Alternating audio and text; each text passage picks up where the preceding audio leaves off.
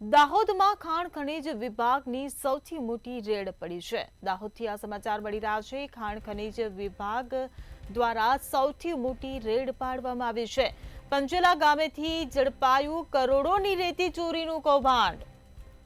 તો હોટેલના પાર્કિંગમાંથી રેતીની ઓવરલોડ 17 ટ્રકો ઝડપાઈ હોવાનું સામે આવ્યું છે। ખાણ ખનીજ વિભાગે ₹6 કરોડથી વધુનો મુદ્દામાલ જપ્ત કર્યો છે। તો 40 લાખથી વધુની વસૂલાત થાય તેવી શક્યતા અહીં સેવાઈ રહી છે।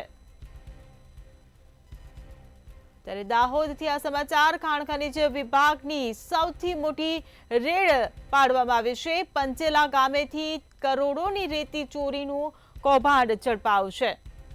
ત્યારે હોટેલના પાર્કિંગમાંથી રેતીની ઓવરલોડ 17 ટ્રકો ઝડપાય છે। તો ખાણ ખનીજ વિભાગે ₹6 કરોડથી વધુનો મુદ્દામાલ જપ્ત કર્યો છે। ત્યારે 40 લાખથી વધુની વસૂલાત થાય તેવી શક્યતા સેવાઈ રહી છે।